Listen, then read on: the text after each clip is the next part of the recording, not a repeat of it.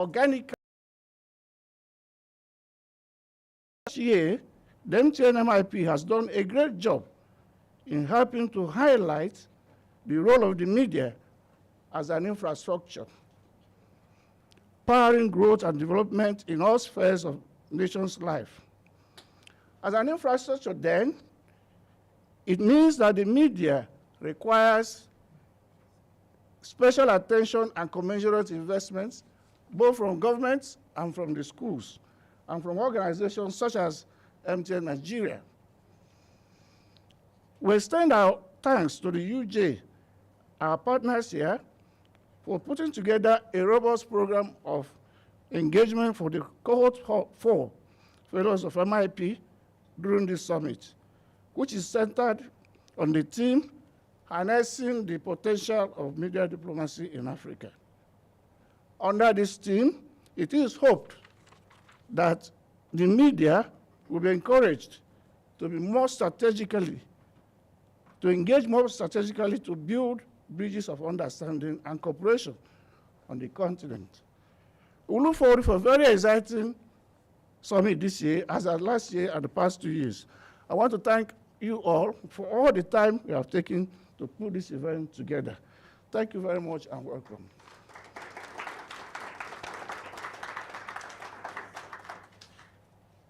Thank you so much, Chief.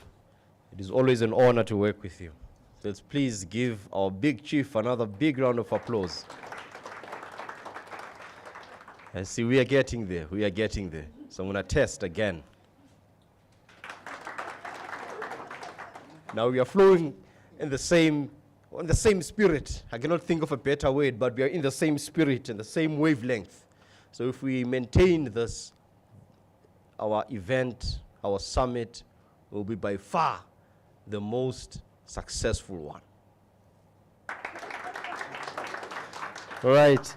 Now I want to call again up to the podium another very, very important man, a man from MTN. Of course, we call this the MTN Media Innovation Summit. And it is my honor to welcome and call upon to the podium Mr. Fanshawe Ainam. Is this? What happened there? What happened there? So Mr. Fanshawe Ainam is the Senior Manager of External Relations at MTN Nigeria.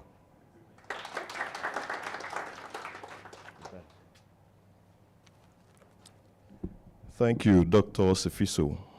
At least this year, you managed to pronounce my name better. The Executive Dean,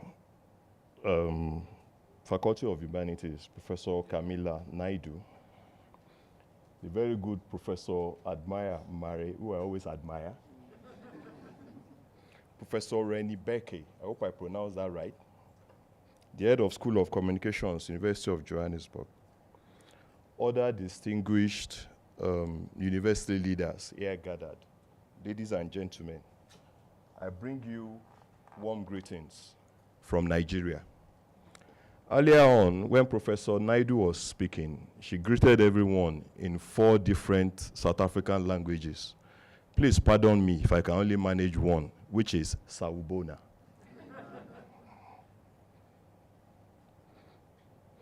Anytime we are here, it always feels like a homecoming. Last year was particularly special because at the main campus, we were hosted at the Chinua Achebe Hall. It's instructive that Professor Becker spoke about Ngozi Chimamanda Adichie earlier. We are not in Chinua Achebe Hall this time around. We are at the business school, but we still feel the warmth and the good cheer that you always accord us. I was particularly gratified walking in and seeing my good friend, Dr. Sefiso, dressed as a Nigerian. I was almost shouting, Bolaji, how are you? So thank you very much. Such symbolic gestures are never lost on us. Now, this is the 3rd installment of our engagement with the University of Johannesburg, although this is the 4th cohort of the MTN Nigeria Media Innovation Programme, which we started in 2022 in Nigeria. And the next question will now be, why is MTN Nigeria doing this? And the reason is simple. Beyond who we are as a corporate body, beyond our corporate identity, beyond data, voice calls, and all the things that we do with technology, MTN also likes to positively impact any environment where we operate. And we know our critical stakeholders, of which the media is one of them. And in advanced media partnerships, I can tell you that we've been getting media partnerships. I can tell you that we've been getting fantastic value. I can tell you that we've been getting fantastic value for our investment in partnership with the PAU. And that partnership has extended to the University of Johannesburg. And we're also in South Africa. You wonder, okay, so why are you also in South Africa? Because yes, MTN Nigeria is a proudly Nigerian company, but with South African ancestry. And we're also conscious of the role, the very strong and important roles that both Nigeria and South Africa play on the African continent. And we feel that we need to build the relationship and make it stronger, because we believe that if Nigeria and South Africa gets it right, the entire African continent will also get it right. These are the two economic Gullivers on the continent, the two economic powerhouses, and the two leaders. And they need to work firmly together and, do things more closely. So in bringing journalists here is also to deepen their understanding of this special relationship between Nigeria and South Africa, so that the conversation can be advanced and everybody understands each other, so that they can communicate better. So much so that at the end of the day, we feel that we are not just creating or helping the media build capacity. We are not just working with content creators, but continental connectors. Now, in rounding up, I present to you journalists drawn from the entire landscape of the media in Nigeria: print, electronic, online, and as I said earlier, even content creators. There are 20 in number, with 2 other people from our partner organization. Don't forget what I said about how we believe in shared value earlier. And it will interest you to note that in the 4 years that we've been doing MIP, this program has become the most sought-after media partnership in Nigeria. Everybody wants to be part of it. And to this effect, I will have you know that this year alone, we got over 3,700 applications for this program. I mean, you ask yourself, oh, do you have that number of journalists in Nigeria? But I can tell you, yes, everybody wants to be part of it. But guess what? We can only pick 20. And those 20 are here. They are some of the best brains in the Nigerian media landscape. In the course of this engagement, they will prove all of that to you. You too, you will say it. And on that note, I want to present to you the cohort 4 of the 2025 MTN Nigeria Media Innovation Programme. Thank you very much.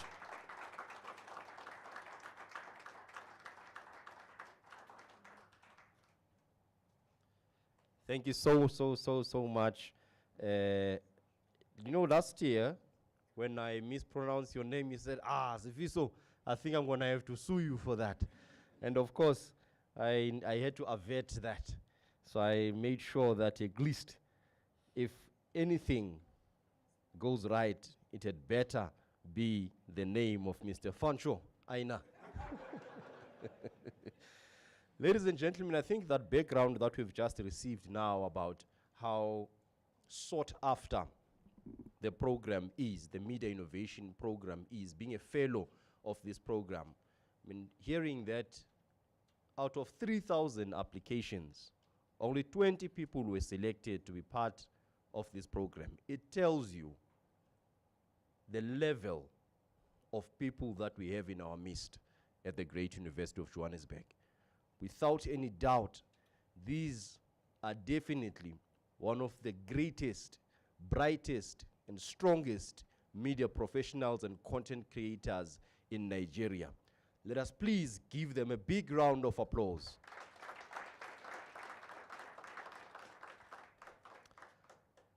It seems like what I feared earlier might be happening.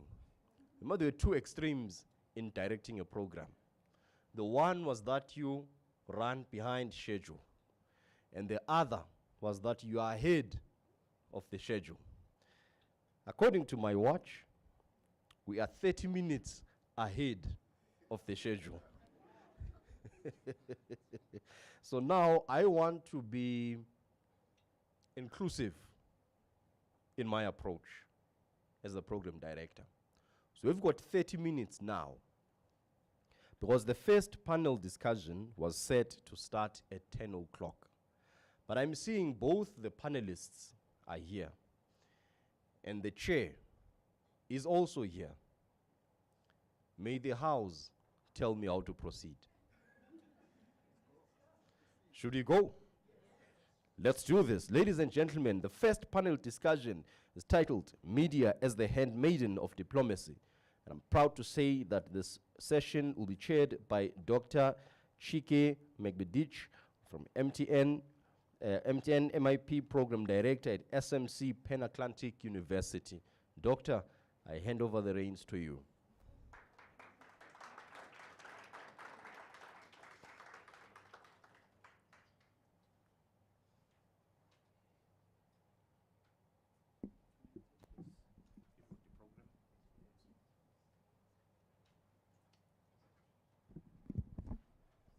Good morning, everybody. Good morning, everybody. Fantastic. Good. Okay, so I would read the profiles of our two panelists, and then they come up here and we start. Now we have 22 minutes extra time. Let's see what we can do with it. Good. Okay, let me just begin with Reggie Moalusi. If I get that wrong, apologies. So Reggie is currently the executive director of the SA National Editors Forum, a position he's held since June 2021. He was previously the editor-in-chief of the Daily Sun and Sunday Sun from October 2014 until November 2018. Reggie started his journalism career in 2002 as a trainee journalist at the Mail and Guardian. He then went to work for publications such as Sowetan and Sunday World. At Daily Sun, he held positions such as politics reporter, night news editor, news editor, senior assistant editor, deputy editor, and acting editor. He won 2 awards in 2013 and 2014 for being the best poster writer at the Media 24 Legend Award. In 2016, the Titan CEO Award named him as Influential Media Player. Huge. Reggie has also held the position of Secretary General and Halton Convener of SANEF between 2016 and 2019. He briefly worked for Clockwork Media and MultiChoice in PR and corporate communications. He has a BA honors in journalism and media studies from Wits University. Fantastic. I'll take my seats and then we carry on. Let's keep clapping till he comes. You know, he's a special guy. Good, thank you. We switch gears now to the next panelist. Very strong guy. And then when you hear the profile, I think you would agree as well with me. Good. And he's Dr. Emmanuel Matambo. His work revolves around China's increasing footprint on the African continent and the methods, that is, investment, academic, political, and diplomatic and media that have been used to enhance China's diplomacy and arguably, inadvertently, its impact on African democracy.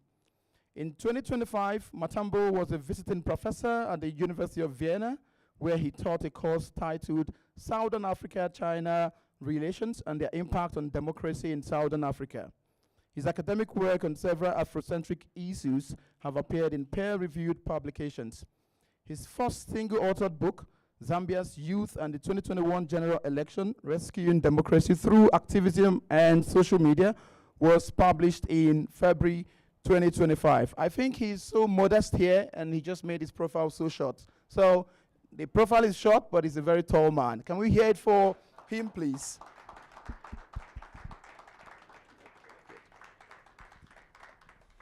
Okay, now our panelists now complete. We can run things through. Like I said, we have spare time, and I want this to be much more interactive. We would have great conversation, and then if you have any question, as we have more time again, I stress, please put down your questions, and we'll have time for that, so we can make it a two-way approach. Good. Let me begin by welcoming you all to this fantastic summit, to this fantastic panel, because I think we would have a great time here, absolutely. And I thank those who've put this together. It's been nice and it's been wonderful. We would surely find ways to make things fascinating. And to think about what we will be discussing, I would first also introduce myself. I am Chike Mbeadiche. I head the Department of Communication, Media and Cultural Studies at the School of Media and Communication, Pan-Atlantic University in Lagos, Nigeria. I also double as the program director for the MTN Media Innovation Programme this year, and I would say wonderfully sponsored by MTN Nigeria. And I'd also say this properly, because I think it's important we begin to think about what we will be doing here for the next 2 days, but particularly in this session. You know, when this was sent to me, I looked at the title of the session, Media as the Handmaiden of Diplomacy. I felt a bit unsettled by the phrase, handmaiden of diplomacy, because I think it talks to the fact that media supports diplomacy. Whereas, I'm wondering, in an age where a single headline can distort a nation, just one headline can even make two nations fall apart. Just one single tweet can result to a country ordering boat ride from the other country, and the other country also retaliating, and that's hitting on the economy of that country. And then I'm wondering, should we still think that media should play a supportive role towards diplomacy, or should it be an active role in diplomacy? Because from that phrase, it's occurring to me that maybe we need to think about it differently and begin to see the role that the media plays as not a supportive role, but a crucial role. So you don't have a special diplomat, kind of, separate from the media. And this took me back to a piece I read some years back in 2007, I beg your pardon, written by Elboa, if I get that correctly. But he was talking about, and the paper is titled Media Diplomacy in Africa. He came up with 3 kind of theories, broke them down into 3. Because I'm doing this to set the conversation right, so you understand what we will be doing here. The first part he looked at was to look at media as public diplomacy. By that he meant typically having an idea where a government have direct communication with people in a different country. And that also brought me back to my experience in South Africa in the past 2-3 days that we've been here. In Nigeria, having DSTV, you would see stations like Newsroom Africa and SABC. So through that, the public diplomacy, the South African government is able to tell us, Nigerians, about South Africa so we can know them better. I've been in my apartment, tuned into our local stations just to know what's happening. I couldn't find our powerhouse NTA, that's the government-owned station. I thought perhaps there might be some channels for our brilliant channels, TV, Arise News, TVC, and even News Central. I switched through the stations, I couldn't find one. So I felt that's a problem. And that takes us to the second part of what Gibwa argued. And he talked about what he called media diplomacy. By that, he simply meant government in the things, whether state actors or non-state actors. Because for him, his argument is that communication isn't just about when things are good. Communication is for negotiation, and diplomacy is also connected to negotiation. And that's just the argument. And the third one, diplomacy, where the media now takes the role of a supposed not as the handmaiden of diplomacy, but perhaps maybe a different phrase as well. Takes me to my set of questions that I've curated for my brilliant panelists. And we can begin to think through these properly. Okay, let's go, brothers. Good. And this is for my two panelists.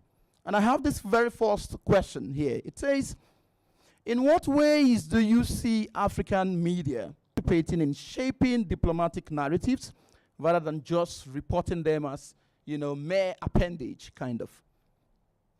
Let's go with Matam. Answer these questions, I should put out a few disclaimers. I have never studied media, not even in Nigeria. There's Professor Mane with the between Africa and China. So if I'm responding, I'm going to respond from that perspective.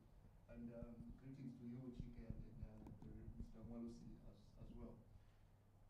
Africa's most important trade partner at the moment, and Africa, it has become, the media terrain has become increasingly layered.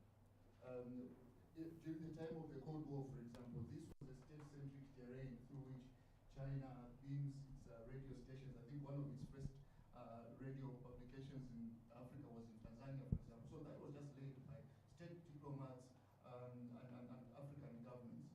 But obviously, with the rise of digital media, social media, and stuff like that, the terrain has become increasingly layered.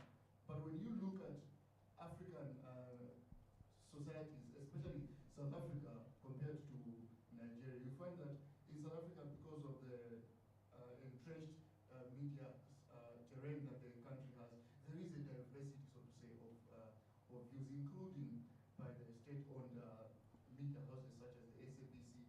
They allow a lot of analysts, for example, to pronounce on Africa-China issues on a range of issues from a range of perspectives as well. The private media, sometimes, obviously, it tends to be critical of China, but as maybe my presentation will show as well, there is also China's involvement in private media in South Africa, and that may have an impact on how reportage is done. Nigeria presents an interesting perspective, and a friend of mine, Dr. Emeka Omenje, has written quite extensively about China's media and China and how it is reported in Nigerian media. The state is very much pro-China. I think it was in 2021 when previous President Buhari banned Twitter for some time, when his wife tweeted that she did not understand why Nigeria could not control 180 million people when China can control 1.2 billion people. And so that just shows that there is a certain impact that China could have on how the state controls the media. But South Africa presents a more diverse picture, so to say. Thank you so much. Thank you. Thank you. Reggie? No, thanks a lot, man. Look, I think where we at now, maybe let me start with relationships with China itself. It's a cordial relationship. We have hosted Chinese journalists here at SANEF last year. We sent our journalists there at the invitation.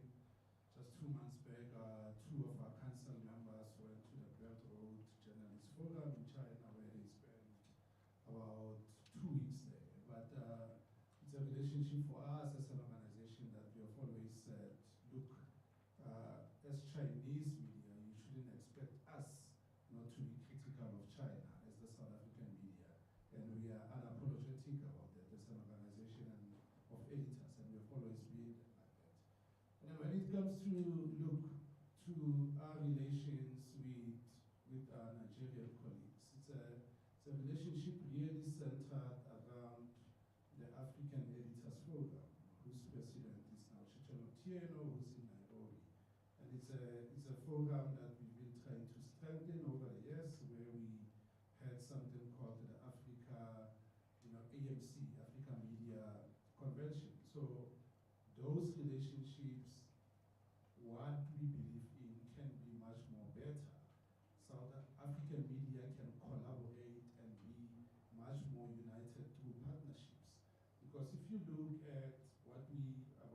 discuss in terms of diplomacy. We then refer to the other side, we refer to governments. And where we are quite clear as South Africa's media is we are not here to do what I call sunshine journalism, and our government knows that about us. So last week, for the first time ever in the history of the G20, South African National Editors Forum, Media Monitoring Africa, with other partners such as Brand SA, SABC, Standard Bank, we hosted what we call the Media 20 Summit, which with international guests from all over the world, 2 days, where we discussed issues in relation to the media, but parallel to the G20. At the end of that, we had a declaration that we want to take what is already been taken to the G20 leaders to say we can't be saying we'll talk diplomacy and we are going to be proactive, whereas we are working with governments that are not really willing to listen to the current challenges that we face as the global media. Because the challenges that we face here in South Africa as the media, and you will see that we spoke about stuff like information integrity, where we say there's mis and disinformation. And mis and disinformation, we have, if you read the last report by the ISS, the Institute of Security Studies, it shows as well that when you look at countries such as your China, Russia, and other state actors across the world, they are interested in Africa. And why are they interested on the continent on several aspects like elections? Why are they interested? So those are mis and disinformation. When we spoke last week about information integrity, we spoke about the financial viability of the media. We spoke about AI and the impact of AI.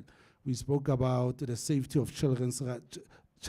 We spoke about the safety of journalists, our rights to do our work freely, because we know, much as we can say diplomacy, we know that journalists across this continent are still being killed. They're still being harassed. They're still being jailed. You go to Zimbabwe, what's happening to journalists? You go to Mozambique, you go to Itogo, to speak to any state representative, I need to say to them, am I allowed to say what I have to say before I can collaborate with you as a state actor on anything? Thank you so much. Thank you.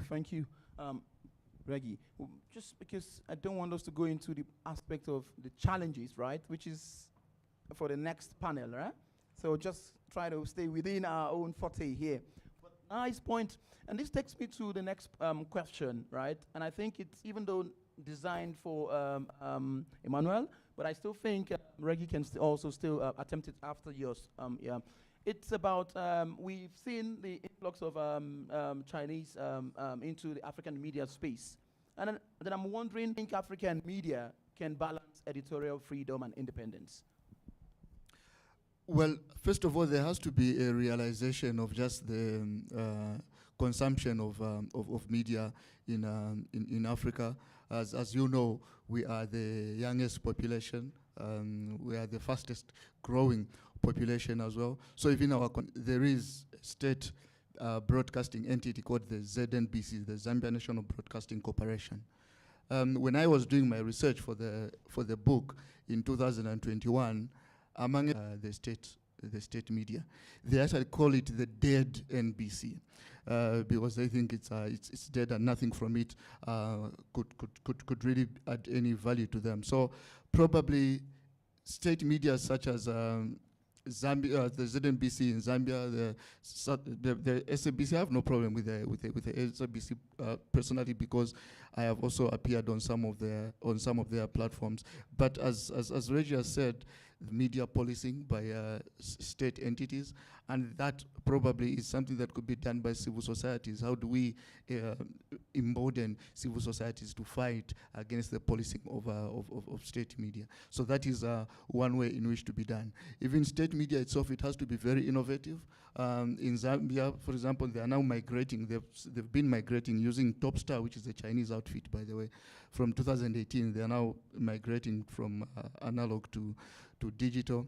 But again, there was this, they formed this entity called Topstar from Star Times in China, wherein Star Times from China would invest 60% of the revenue needed for the migration, and then the Zambian government would invest 40%.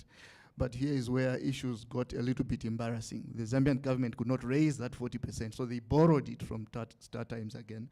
So which means in the end, Star Times actually financed the entire digital migration from analog. So that just shows that if you do not have the revenue, and the Media Institute of Southern Africa raised that concern as well to say, well, you are talking about distribution only, but if the funding modality is like this, then obviously you would understand if the Chinese were also going to impact on the content distribution itself and the manner of the content itself. So I think that is how Africa could push back, first of all, raising revenue, supporting journalists and media practitioners, and also going in vogue with just what is happening on the continent. How many Africans, young people especially, are relying on state media? The numbers are depleting, as I've told you in Zambia. So how can the state media innovate, make proper use of social media, make proper use as well of AI? Because there is a rise of disinformation and misinformation, as Reggie has said. How equipped state media in Africa to make sure that they push against disinformation and misinformation? I think the picture is a bit bleak that way, but yes, there is a responsibility both on state media, on civil society, to make sure that there is a lot of activism in making sure that state media are kind of impartial and independent in the way they carry out their activities. Thank you so much. Thank you so much. Good. Reggie, from your experience at SANEF, what do you think is the implication of these? I mean, there's nothing wrong in foreign powers like China and US, whatnot, coming to Africa and all that, but Look, man, we in the state and clearly wanting to we canal their jobs within a certain period as Canal Plus within a certain period as Canal Plus takes ownership, but as Canal Plus takes ownership, but we are Plus takes ownership, but we are journalists, and that's a critical media house that you just mentioned as well, may appear as freedom to practice their craft freely. Where we live in a country, I think if you look at their craft freely, where we live in a country, I think if you look across the Africa, not being patriotic, but you look at our media, sometimes we talk about, and politicians talk about it, when they address, but in reality, on the ground, what's happening to journalists is a different story. Thank you so much. Thank you. I think it's important we begin to think about these things, because imagine having a world where the person who dictates the tune is the person who brings the funds. So it's important we think about it and to put some guardrails, like Reggie has mentioned, when these things come. Otherwise, we would lose out completely on who we are and on the very essence of what makes us African and what makes us independent countries of Africa. Good. This takes me to the next question. We're still doing well for time. Yes. So the third question here is for both of you, brilliant people. So now I'm asking, how should editors across Africa, including Nigeria and South Africa, because we are here, you can also share experiences from other African countries, how should they balance national interest with journalistic integrity when covering sensitive diplomatic relationships, especially with powers like China, the US, and the likes? Because I know South Africa has not in a good note with Trump. I mean, he's not even in good note with anybody, but we know we know the special stuff between the US and South Africa. We do have the knowledge. So what do you think? Yeah, anybody can go first. He who has the mic here. No, I think, look, man, I think when it comes to the US and South Africa, it's still a long way to go there. The relationship has really gone south. But I think as Nigeria and South Africa, as one of the biggest economies on the continent, there's that influence to say, the question really lies on us to say, here's a fantastic platform. by a corporate such as MTN supporting us. But the question is, when we meet again here next year, what have we done as the two editors between the two countries in the past 12 months? Where we say, as the two countries, maybe we're talking the development of, our economy. We're talking about trade deals with China. But maybe we can even start with something small, Doc. We can start with, say, okay, how about we, as the editors of the two countries, we engage a platform such as X, and we say we want to build better social cohesion, because what's posted on that platform in terms of the relationship and the education between the two countries and educating young people is rather misleading. And we take that to say, when the Nigerian delegation visited South Africa in Cape Town, and it's a cordial relationships. But those cordial relationships are at the level of government. But as the media, as editors of the two countries, we also have a responsibility to say, what can we do? We always talk we are for the people. We always talk we are for social cohesion. But what have we done? How about we start with small projects where we say, here's a low-hanging fruit, let's tackle this, and then let's take this to say, when we say to both our governments, as editors, as influential editors, the 20 best brains out of Nigeria colleagues, and this is what we think between the two countries we can fix with companies in Nigeria, South Africans living in Nigeria, Nigerian citizens here. But those are the small things that we can start thinking and say. And what he's advocating for is to look inward, right? When you say superpowers, who made them super, right? So we can build ourselves and then get there. So more like the first point should be intra-Africa, within Africa, and then we can then begin to have great relationships out of Africa, because I think that's what is lacking so much. Many of us travel around the world, but we never go around Africa. You know, we can easily hop on a flight out from Lagos straight to the UK, straight to US, irrespective of how long the flight is. But some haven't even been to Ghana, next door neighbor to us. But these are fundamental problems, sometimes not made by us.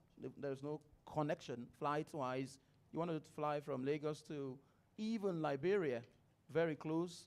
The journey is it's so easy to just forget about it. Can I go somewhere else? Thank you so much, Reggie. Yes, please. Yeah, when it comes to the responsibilities of editors, I think no one is better prepared than Mwalosi to talk about that. What I can say, though, is that, especially that now that you mentioned Donald Trump, because he's such a polarizing figure, I think he puts a lot of media practitioners in a quandary of some sort, because how would you report in such a way that you're not going to appear as though you're attacking one aspect or another? Because some of the things that he has been doing are things on which not a lot of people can remain neutral, even if you would want to uphold what you might construe as media impartiality. I'll give an example of China's acts on the African continent compared to the United States. In 2021, when Africa was in the throes of COVID-19, China sponsored the construction of the Centers for Disease Control in Ethiopia, the CDC. What did Trump do this year? He cancelled USAID. And the South African Medical Research Council had made very great strides, by the way, in terms of HIV vaccines. It had a contract with the USAID for 47 million for the next 5 years to build these HIV/AIDS vaccines. All that has just been done away with now in the last 8 months. So when you are reporting, and you have to compare China's diplomacy and the United States diplomacy, how then would you report objectively and in a manner that would not appear as though you are reporting quite favorably about China? But the United States is, I think Trump is probably the best ambassador China has ever had on the African continent at the moment. Because yes, he's really doing a great job in presenting China as a more level-headed partner on the African continent. So judged from that particular perspective, yes, editors have to report impartially, but they also have to report just what is on the ground. Obviously, I have a lot of misgivings personally when it comes to China's political system and how sometimes journalists who are usually hosted and trained in China as, by the way, not guests of the Chinese media companies, as guests of the Ministry of Foreign Affairs in China. So you understand from that perspective. And another thing is that up to 2015, I think China actually had a department that it called the Department of Propaganda in the Chinese Communist Party. Now, obviously, their understanding of propaganda is different from how we understand it. Their understanding of propaganda does not have these biased subtexts that we usually attach to propaganda on the African continent. So how then do we do editors make sure that even amongst all that they remain impartial? And I think it was Mr. Aina, I think, who mentioned something about how journalists are actually underpaid on the African continent. So that actually makes them, some of them at least, susceptible, obviously, to some form of influence. But that is obviously their responsibility. Thank you so much. Thank you. Let's move gears a bit. If you want to clap, please do, because I see some people nice. Thank you. We're doing well so far. Thank you so much. Let's move a bit away from China and the American story and all that, and let's go back to at the beginning. I talked about my experience and not having any Nigerian station at all here on DSTV, and then. And I'm wondering, perhaps that might be some maybe media regulation here. I don't know. And this takes me to the next question, which is about how can Africa build that synergy, that oneness, that strategic thought process in building responsible kind of relationship with fellow Africans, because I think part of the problems we have, I don't even want to talk about xenophobia because it happens in Ghana, it happens in different parts, but it's not called xenophobia. It's only called xenophobia whenever it happens here in South Africa. So let's take away that word and let's talk about the typical stuff of, people saying foreigners should leave. It happens in every country, not just in South Africa. But not having the different kind of conversation, of different countries on terrestrial TVs, showed here. I don't know what from your experiences, right, can you show or share, or how can Africa then have that shared media regulation that we can then foster that diplomatic ties, because that connects again to a public diplomacy as I explained previously. No, look, Doc, I think the issue of, DSTV, for example, the example that you make is, it's quite sad, in fact, because I'm on what we call DSTV Premium at home, but I can tell you now, we've got free 24-hour channels in Southern, you've got international channels, you've got your Al Jazeera there, and for myself, for my sanity, when I want to read about the continent, the only time that I get that opportunity is to read the magazine itself, The Continent, which is very informative. But where we have missed this opportunity, we have missed we have missed it, but we do have a chance now to correct it. And we've got a chance to correct it through young people. And we can correct it through young people. How? Where we leverage into platforms like your search and social media platforms instead of extraterrestrial TV, which is terrestrial, which is expensive. Because DSTV is expensive if you look at it. And if you look at young people are not subscribing. But young people are saying to us, as the leading majority of populations across the continent, as a dominating age group, they're saying to us, yes, we understand that you are old, that you want your DSTV, but there's another way to get this news. And that's what my son always tells me, to say, yeah, I don't have to watch this thing. You are paying it for yourself. All I'm saying to you is pay for fiber in the house. And when you pay for that, I'll tell you I'm well informed. And and he's always saying to me, why can't you consume news through TikTok? Guys, look at, and I'm talking about a 16-year-old. He's saying to me, as the traditional media, maybe globally, why can't you do a TikTok news channel? But the first question you need to ask yourself is, how do I monetize this so that I've got numbers to pay my staff? Suffering Arsenal on DSTV. But there are other forms as well where you can, do this thing and be informed. So we need to think differently when it comes to that. Thank you so much. I like that approach. Yeah, thank you. Thank you very much. Just to pick it up from where Reggie left it here, I think if you, I'll refer to the book that you mentioned there in the introduction, and how in 2021 Zambia's youths actually influenced an entire election through social media mostly. It was a time of COVID. It was a time under the leadership of a very oppressive regime. Edgar Lungu, the South Africans still have him here.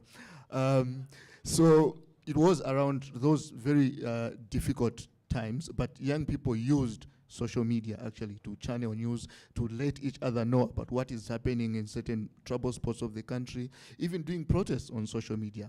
In a bush somewhere, you're protesting and then they beam it across. So I think that is how that could be done. But to go back now to the first aspect that you spoke about in terms of the synergy between ordinary Africans, I think, yes, our government, it's only now that Namibia, Zambia, and Botswana have been effecting some of these travel, have been kind of breaking down some of these travel restrictions. Now you can travel between the three countries, I think, using an ID. You don't need a passport and stuff like that. But this should have been long in, even today with the explosion of digital media. The Zambian youth people that I have just spoken about were partly inspired by the End SARS campaign in Nigeria. Thanks laced around perception, and through perception, policies are framed in different countries. Comes from Ghana to South Africa, stays in an apartment, turns on the TV, doesn't see Ghana's local station, but sees, I go somewhere else. I mean, because where the country's been respected, kind of. What do you say about that? What's your take? Well, Reggie, I think, already alluded to this, and you did as well. So on DSTV, yes, obviously there are some channels from countries such as Zambia, for example, but typically not news channels. They're probably on something on South African spin-offs, by the way, of these. Something on South African spin-offs, by the way, of these programs. For example, there is a program. I'll give you an example of a program called Date My Family. It's a South African program. Zambia has started it as well. They call Date My Family Zambia or something like that. So it is something like that, but not in terms of news, not something that can actually give you information about Zambia. So yes, it could be a very discouraging factor. And if you do not mind, I could take you back to China as well. The DSTV actually has CGTN on channel 409, which is a Chinese news agency, and it has been doing fairly well because it is the African version is actually headquartered in Nairobi in China. Now, up to about, I don't know if they're still doing it, but CNN used to have an Africa program for 30 minutes once in a week. China has an Africa program almost on a daily basis for about 30 minutes. So obviously that gives some Chinese people a certain sense of being included in that. But I think it would be obviously of utmost importance about what is the uptake of those news agencies on Africa. I'm not sure how it will work out practically speaking. CGTN, for example, works out practically here in South Africa because South Africa has had a long-standing presence of Chinese. They started coming here in 1904 to work on the mines. So South Africa has had a long-standing Chinese presence here. They actually have a newspaper. The Chinese diaspora have a newspaper here called African Times. They tried another one in Botswana and Zambia called the Overseas Weekly. I think it is now defunct. But the countries with a more settled Chinese populations have those medias. I'm not sure how it would work if a Ghanaian came here. What is the demographic of the Ghanaians? What is the uptake? So I don't know how it will work out in practical terms. But yes, obviously, it would be something that would work out properly. Although the South Africans also have to know what investment are we getting from Ghana? What is the demographic of Ghanaians here? So those are just the practicalities of it all. Thank you so much. Thank you. Brilliant. Brilliant. Okay. So, just want to. No, go on, please. No. I wanted to chip in and say, I think you are insisting on a business idea here, and I'm looking at Francois there to say, you keep on mentioning DSTV and this specific channel. Maybe that's a business idea to be pursued there, to say, here's a news channel for the continent. Maybe Francois there can come up with some investment for that. And That's good. That's good. That's good. You see? No, nice one. Nice. Thank you so much. Thank you. Okay. I mean, moving on to the next point, right? I just want us to know from your perspective, right? I know South Africa does have its own uses journalism as a great diplomatic tool, you know. So I'm wondering, what do you think Nigeria can learn? How can Nigeria learn in that? You know, what can Nigeria learn from South Africa's deliberate use of media or journalism as a tool for diplomacy, and vice versa, if you may? I think the master class here, Ma'am Sophia can elaborate further on that. But the master class here is what happened earlier this year when the South African government decided to take a bunch of journalists to the Oval House.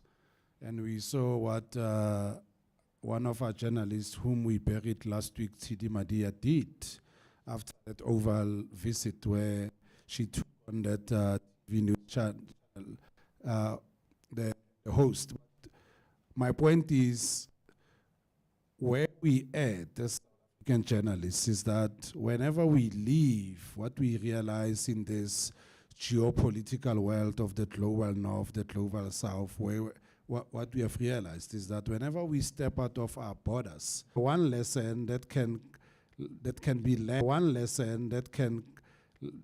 learned from that diplomacy perspective is we need to put our continent first.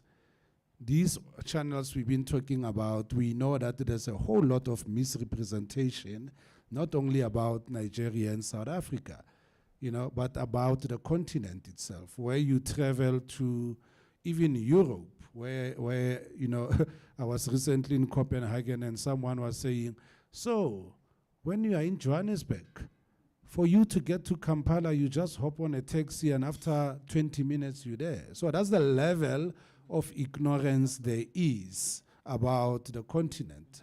And then you even get it from our own people in African diaspora who don't know that. So when it comes to the diplomacy, I think to be fair to them, they also expect us to say, in terms of these diplomatic relations, as the media, as the fourth estate, please embrace that responsibility as well. Thank you so much. Thank you. Very important.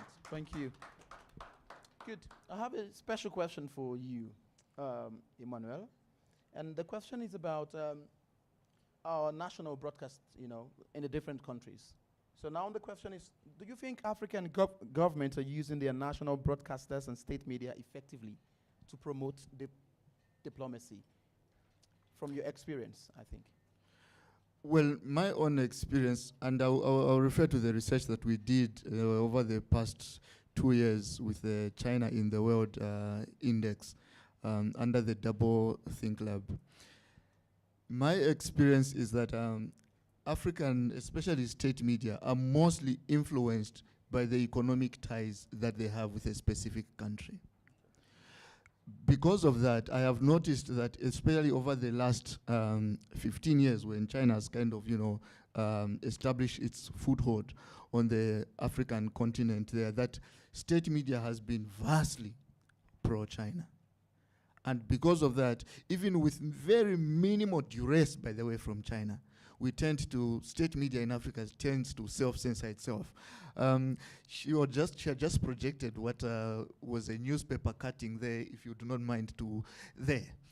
What you see there is a front page publication written in Mandarin with Chinese characters.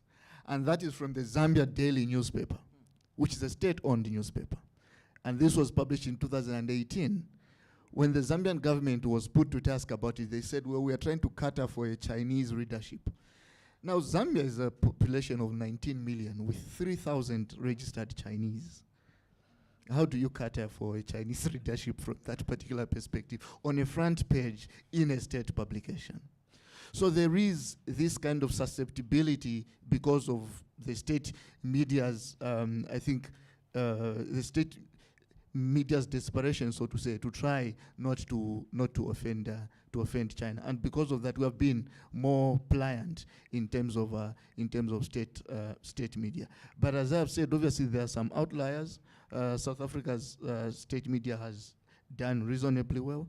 They try to make sure, in as much as they can, to incorporate a diversity of views. Some people could be pro-China, some people could be anti-China. So there is that diversity, but it does not spread to the rest of the African continent, where there was a story, I think, in Nigeria that was critical of China. It had spread on social media, and I've already alluded to when President Buhari as well blocked Twitter and stuff like that. So there are those trouble spots, but most of the problem comes at that economic level, which has been, by the way, a long-standing practice of African governments. We tend to follow whoever is giving us the money. It was the same case as well with the era of structural adjustment programs when we abandoned the Soviet Union overnight and went to Washington. In 1998, Washington abandoned us. In 2000, the Economist magazine calls Africa a hopeless continent. And what do? We go back to China again because China says, okay, going out policy, we are going to Africa. So state media as well has not exercised a lot of agency. But here is where the hope is. Because of emerging trends in terms of media, the rise of social media, the rise of independent media as well, we have seen that there is a pushback, so to say. Our neighbors here at Wits University, they have a wonderful program called the Africa-China Reporting Project, for example. They have been doing a lot of work that is not only respective of media ethics, it is actually academically sound. You can actually use some of their publications for academic research. So these are just some of the pushbacks. But I do not put, personally, a high premium on the on state media because they are quite impressionable. Thank you. Thank you so much. Thank you. Thank you. Thank you for that clap. Thank you. Now, let's just stay on this a bit and talk about this growing concern of stories, trying to replicate the foreign pattern. Because if you tune into typical stations, you could just tell it's an adaptation of the Western world, or the global North and all that. So my question to the both of you is, how can Africa tell its own story? Particularly South Africa, you've mentioned a few, and Nigeria, if you know some, through African lenses, if you may.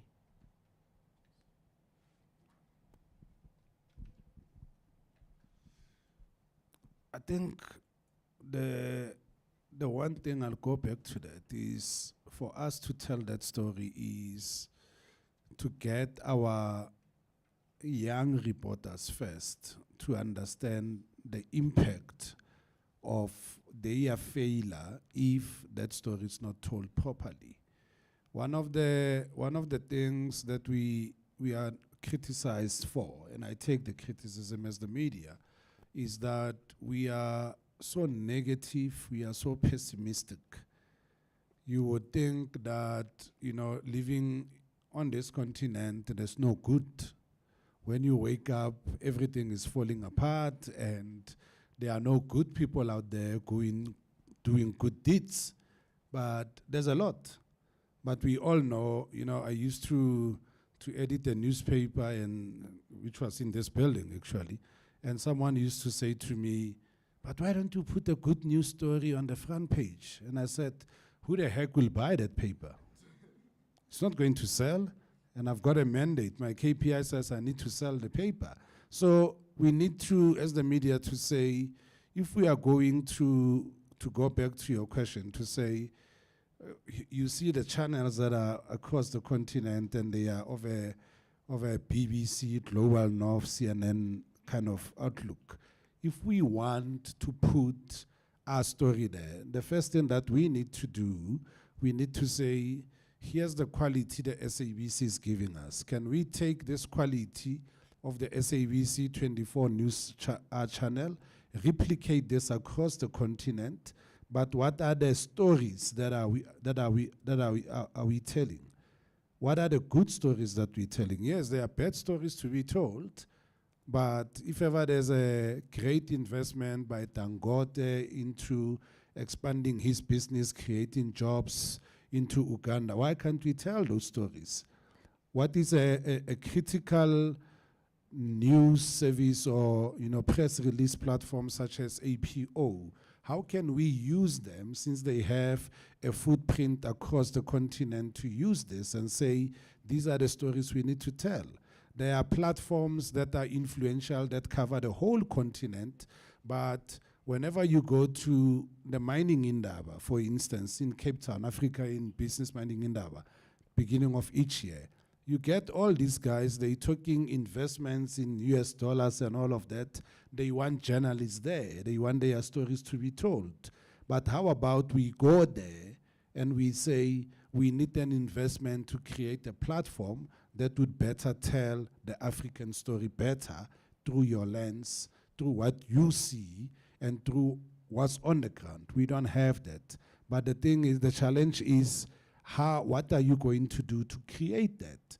And how are you going to posit that narrative to say, here's a continent, and it's not a continent of doom and gloom? And the response. Theme of this session. And that's just to talk about MTN and MTN Nigeria, because I must be specific, right? So we don't get it mixed up now.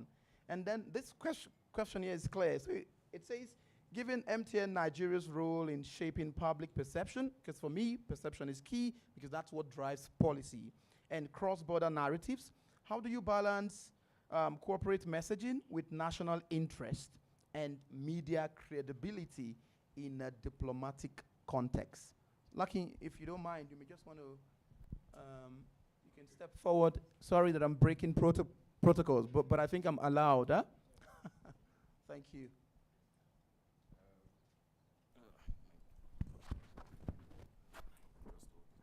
Works. All right. Thank you very much. Yeah. How can companies like MTN manage cross-national? Mm-hmm. Yeah. So, how do you guys? How does your role, right, MTN's role, right, in shaping public perception and cross-border narratives, right? How do you balance corporate messaging with national interest whilst dealing on diplomatic issues? Okay, I think we should take the Nigeria-South Africa relationship as a case study. My argument always is that what many Nigerians think about South Africa is not from an experiential point of view. It's not because they visited South Africa, so they know the people. They think or they see South Africa the way they have seen the country because of what they've been exposed to in the media. So it's what the media tell them that shapes how they see the country. And it's the same, it's vice versa. Many South Africans think of Nigeria the way they have come to think of the country because of what they see and hear in the media. There's something, the UNESCO Media and Information Literacy theory, what they hear from the media. And so, you then ask the question, how does the media shape narrative? If at the end of the day, even the media practitioner is not equipped to shape the opinion of the public. So you find out that you have misinformation, disinformation, all of those things. You have them everywhere. And then the same media you expect to guide us and fight misinformation is also a victim of misinformation. So they take information from the public and then process it, then take it back to the same public without necessarily taking out the half-truths in those information. So for a company like MTN, you find out that we are also victims, right? So take, for instance, I give you an example. In 2019, there was something here. There was some attack, the xenophobic attacks. And then what happened was that MTN properties in Nigeria were attacked because Nigerians over there were retaliating what they heard in the news, right? And you will find out that many of the people reporting those activities from Nigeria didn't have a first-hand experience of what's going on here. They probably didn't even have a reporter. They probably didn't have a partner, maybe in any of the media houses here, that could provide context, right? But they took the information, oh, South Africans were killing Nigerians, and then you published it, not thinking about how people would react to that story.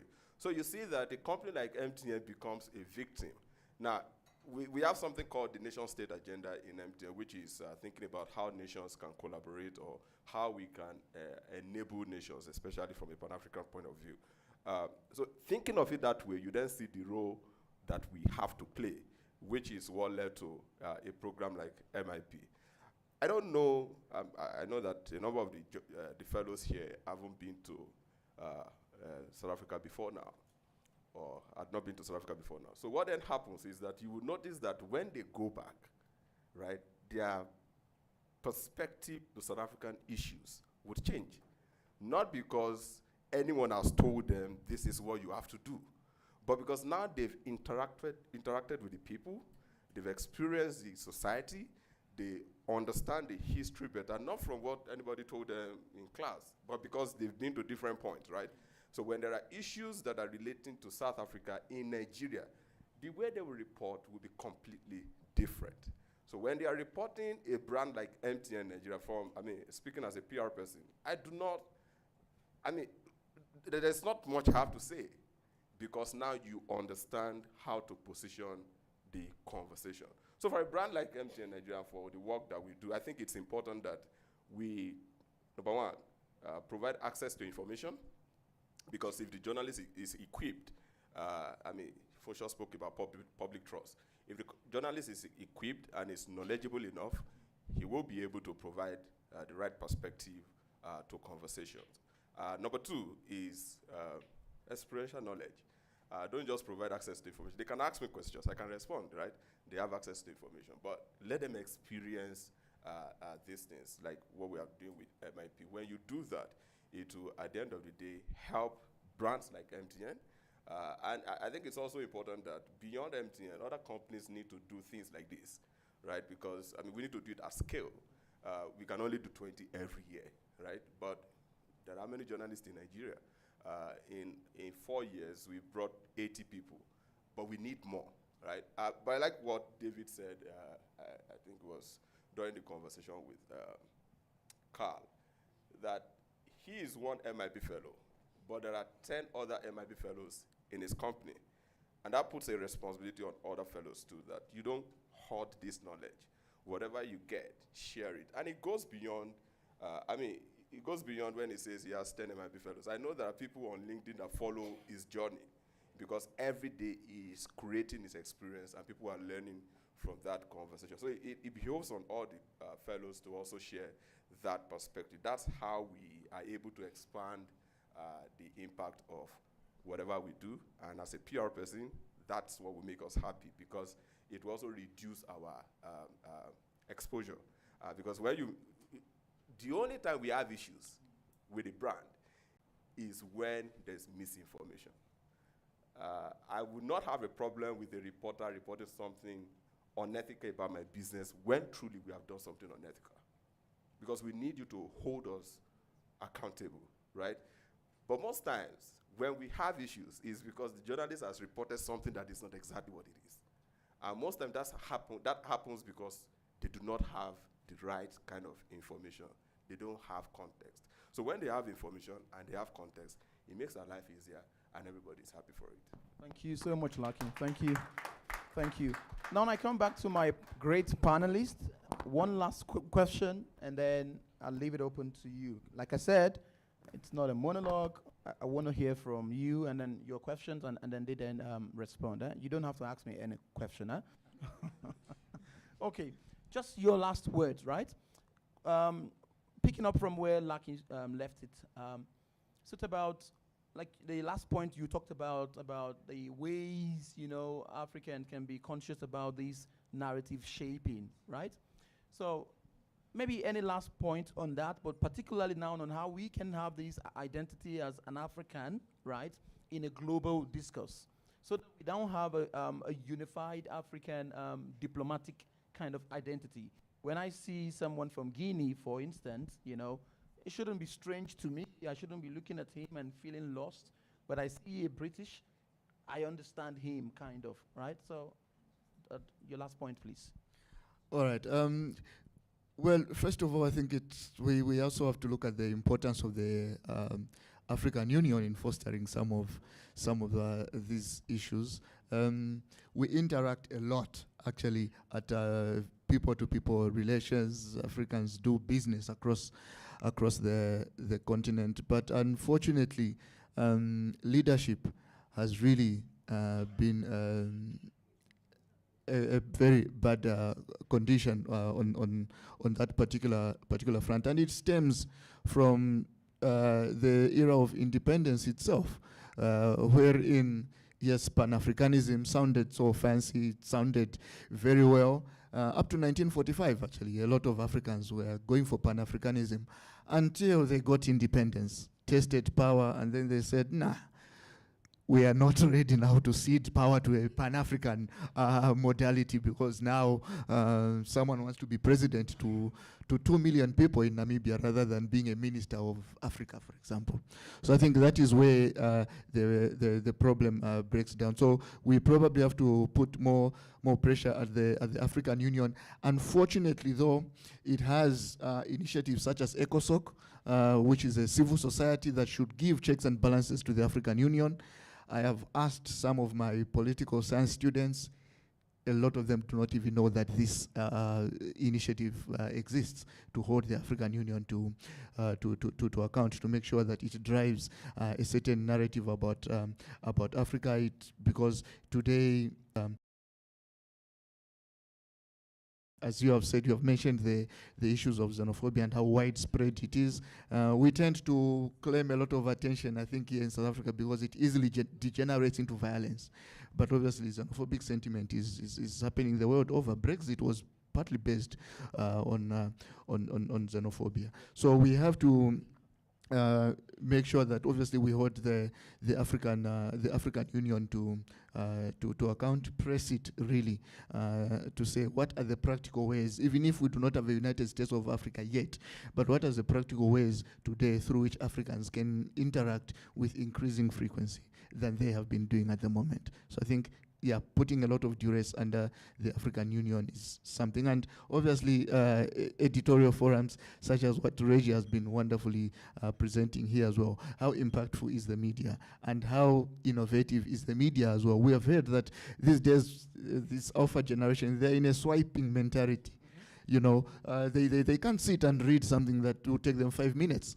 They want a TikTok video in 15 seconds telling you about what is happening in Mozambique, for example. So how can editorial forums try to innovate with that, tell the African story, but in ways that are actually responsive to media practices that are in vogue today and are appealing to a young African population? Thank you so much. Please, let's hear it for Emmanuel, please. Thank you. Yes, Reggie. I think, Doc, one of the biggest criticisms that we get as the media is that we, across the continent, is that we are disjointed. We don't speak with one voice. We are not as organized as we should be. So take, for instance, what like you just said, to say beyond MTN, other corporates can come on board. And then there are businesses that are trading across the continent. But whenever you speak to them, they say, I want you to come back to me with a proposal that addresses the whole continent, where I know that if I'm going to listen to you and start considering any investment, when I say to you there's a similar problem in, Tanzania or anywhere in the West or in the North, you are able to go and address it. So I think our forum, the African Editors Forum, where we have the AMC every year, we need to then take the resolutions of that AMC to say, in the next year, what are we going to do? But there's a need, there's a very desperate need on ourselves to employ ourselves to say, where is the single voice that speaks of what you want to do and what you want to address as the media across the continent? And that single voice, you will find that we are in fact the first continent to do it.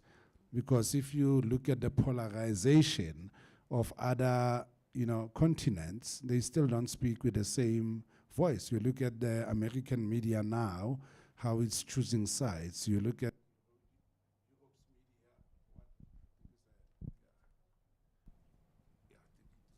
maybe let's try. Yeah, you look at Europe's media is still not speaking with the same voice. Asia as well. So there's an opportunity there for us to go in as,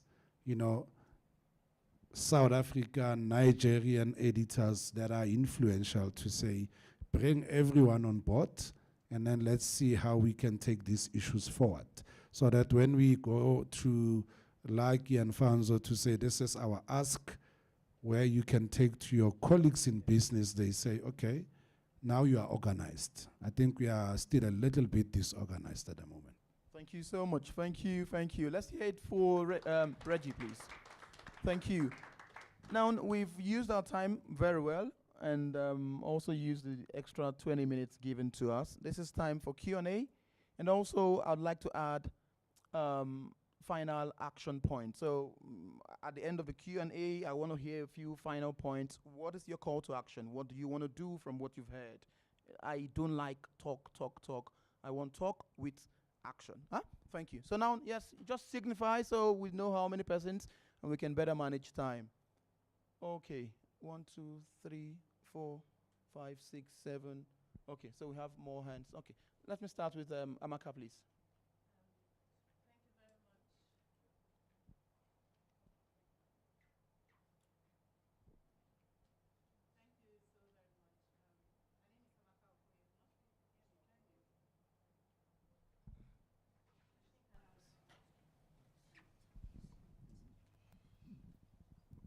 Thank you, Chief. I got this. Thank you.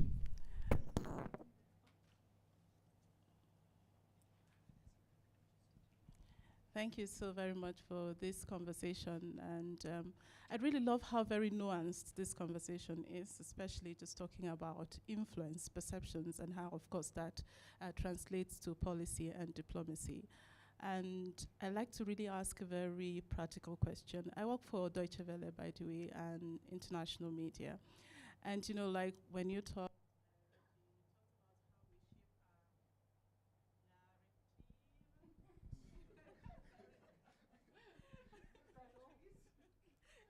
thank you.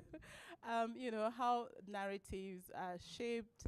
And while we'll talk about how others tell our story and international influence, I'm really particularly concerned about how we ourselves as journalists are being used, for lack of a better word, by international organizations to foster their own idea of our own continent or our own countries. And so I give an example of what I'm trying to say.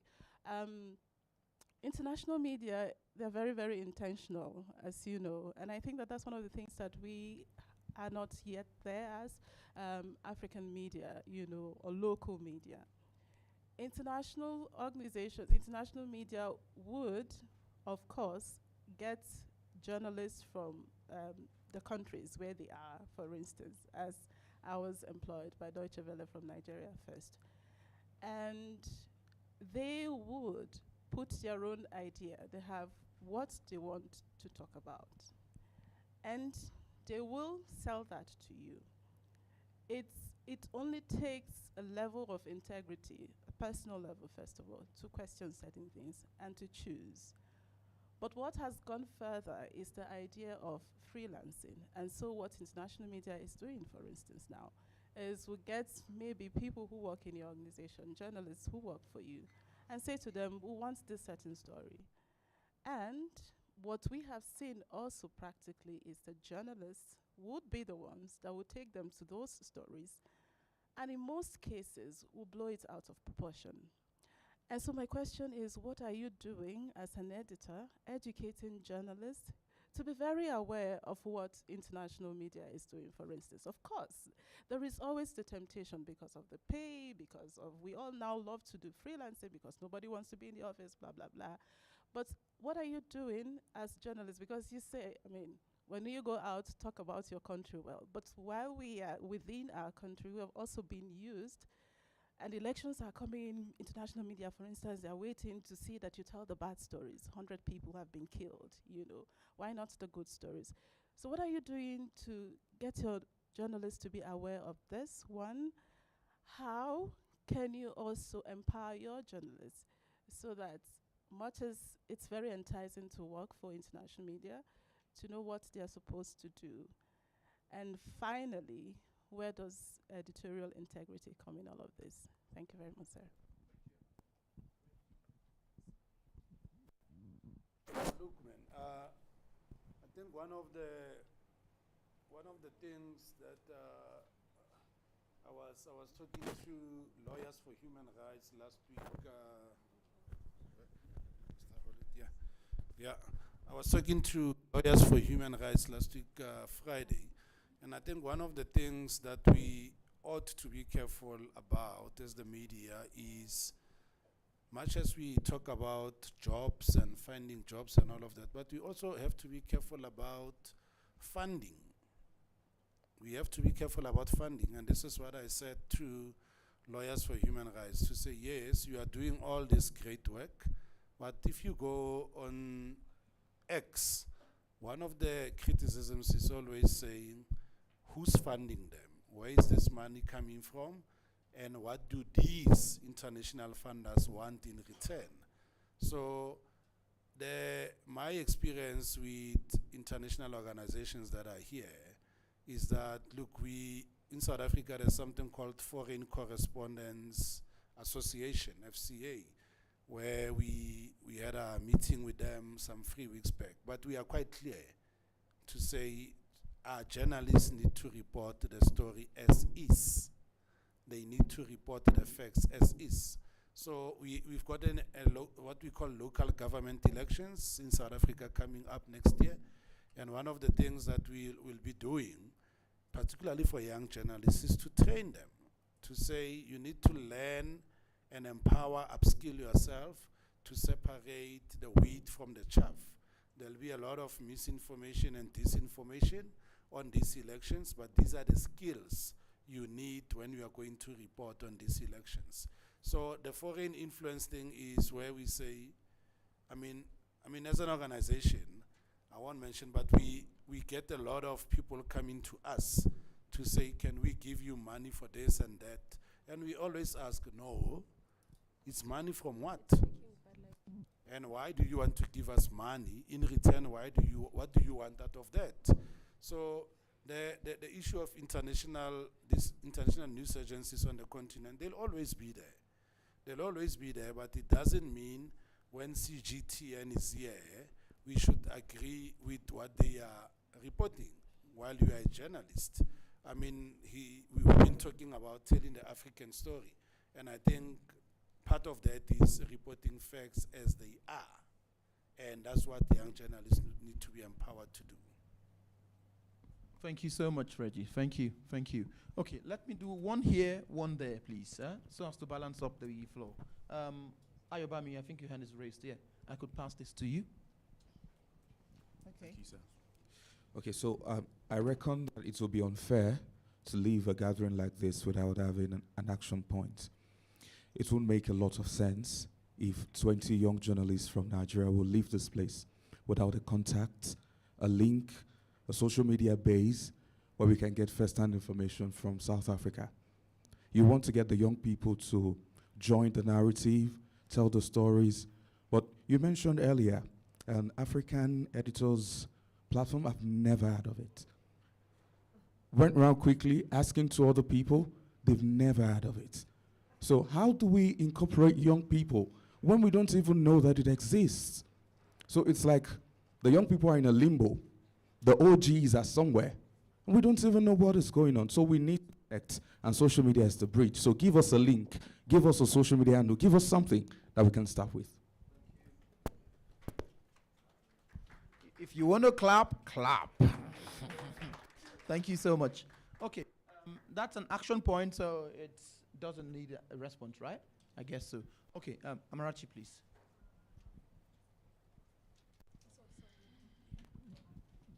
Thank you. Good morning. My name is Amarachi Ubani. I work with Channels Television in Lagos, Nigeria. I have two questions, one for you and one for you. First off, do you think there's a general feeling of laziness in the newsroom when it comes to covering, national issues? Because we know that it is a bleak situation we're dealing with in Africa. It's just so easy to just fall back on the narrative. We're talking about telling African stories, but if we have to do that, we have to try harder. We probably have to invest some more in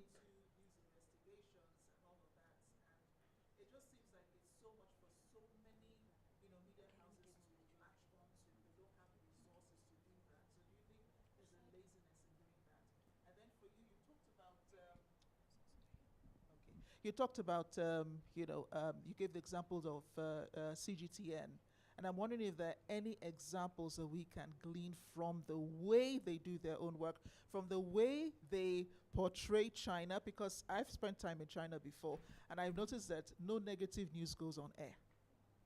Never. You would never hear about an earthquake happening in China on a Chinese local media station. You will probably hear it on social media by other news media, but never from a Chinese media. Thank you. Thank you so much. I don't think journalists are lazy per se. I think it's an issue of resources. I think the media has faced all these challenges over the years, and resources are now much more smaller in terms of coverage, in terms of going to other parts of the country where there are good news stories, there are bad news stories, but they are not told. When I left the editorship of the Daily Sun about the end of 2018, that newsroom had 70 staff members in the newsroom at the time, end of 2018. At the moment, the editor of the paper, who's a friend of mine, he's got a total staff of 12 people? So you realize what has happened. So the whole issue that we shouldn't underestimate of search and social media platforms. That's why we, here in South Africa, we took them to the Competition Commission. The impact that they've had on the media, we shouldn't underestimate it. And that's why we need to address that. But as we address that, we say, journalists are always, I always hear people, there's a word that I hate where someone says there's a juniorization of the newsroom.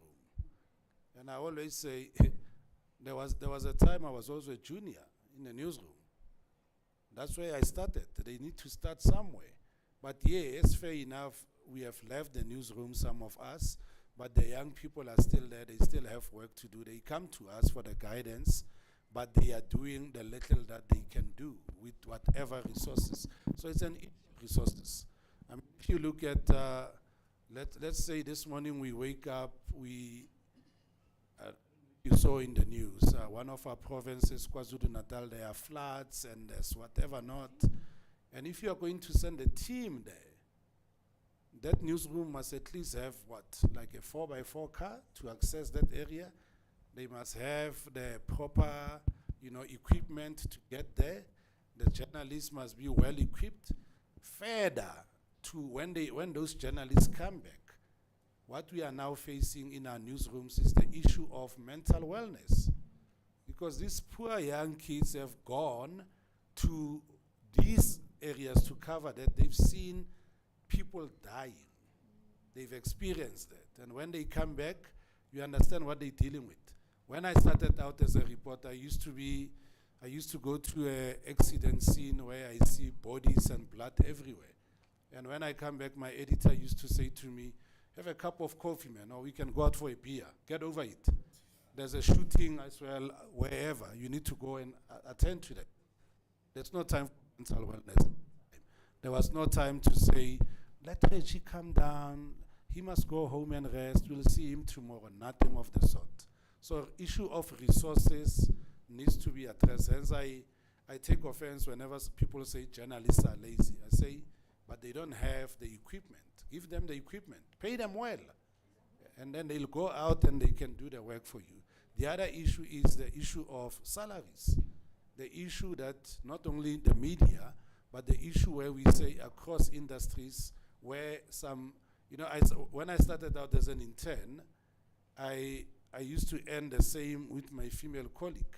But when I went to another newspaper after that, same colleague with the same experience, they got there. No, Reggie's a guy. He needs to earn more than her.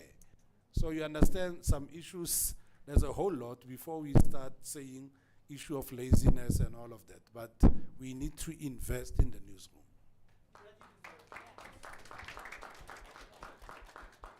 Thank you very much, Amarachi, for that question. What can we learn from CGTN, if anything? There has to be a difference, obviously, between journalistic, you can actually link journalistic ethics and patriotism. What Reggie spoke about when he was talking about how the later Tsidima comported herself when she went to the United States. She was a journalist, but she had to speak effectively and to some extent patriotically about South Africa to make sure that she tried to counter the misinformation that was so rife about South Africa. So CGTN is very patriotic, probably more patriotic than it should be in its reportage, and that is why if you look at the effects of Chinese media on the African continent, it has not really penetrated that much for two reasons. The first reason is that Africans, most of us, are either Anglophone, Francophone, or Lusophone. And we have maintained ties with countries that previously colonized us. And because of that, our media consumption is mostly tailored towards languages that are, towards media platforms that are published in those particular languages. So that is why, that's the first reason why Chinese media hasn't penetrated. The second reason is just what you mentioned, Amarachi. You will never find anything wrong about China, or even anything remotely critical about China in CGTN. And because of that, a lot of Africans look suspiciously at Chinese media houses. The right as Africa TED. Let's take one more, and then so we can then have the. Okay, she's with the mic. Go on, please. Oh, okay. Sorry, let me stand because. All right, my name is Georgina Ndukwe. I work with Arise News in Abuja, Nigeria. Let me start from what he said about mental wellness. I believe that journalists should be intentional about taking care of their mental health. For me, for instance, after my work, when I get back home, I try not to watch the news. I watch a cartoon channel just to laugh and ease the tension. It just helps me now recalibrate and get ready for the work of the day. All right, so much has been said about Africans telling the African story themselves. Aside leveraging social media to create news platforms for information dissemination, what about how we can navigate policy and regulatory environments to foster collaboration and content sharing among African channels? I'm talking about state media, even private media. How can we navigate these regulatory bottlenecks so that we can collaborate, synergize rather, and share content? I mean, a news station like Arise could connect with CABC here in South Africa to have maybe a correspondent talk about whatever is happening in South Africa. And then you could also reach out to Arise News correspondent in case there's an event or something has happened to exchange these news stories. I believe that this is a way we can actually tell our own stories rather than depend on the international media for such stories. Thank you. Thank you so much. So let's take those two questions. I know they are directed at Reggie. So Emmanuel, you're free. Keep resting. Reggie, please. I think the first question was around issues of social media, the young people and communicating their stories. But I think the one thing that if we are going to say and encourage young people to use those platforms, we also need to say to young people, it cannot be that you want to use those platforms but you refuse to read. Because while you are going to do that video, whatever 5 minutes on TikTok, you need to understand what you are talking about. So you need to read. But the other challenge with these platforms, as we speak about them, is the issue of, and it's a conversation I've been having with colleagues at TikTok. And these are colleagues, by the way, all of us in this room who have a business, a strong growing business across the continent, where we are saying to them, as you entertain creators and influencers, also entertain journalists. But the big question I'm asking them is to say, if we say young people must come on board and use this platform, where's the money?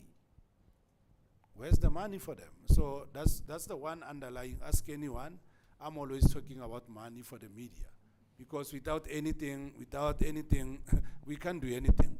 Without money, we can't do anything. I mean, she's talking about synergy. If the SABC here in South Africa is going to have a correspondent who lives in Abuja, Kampala, or Nairobi, Gaborone, Harare, those are expensive.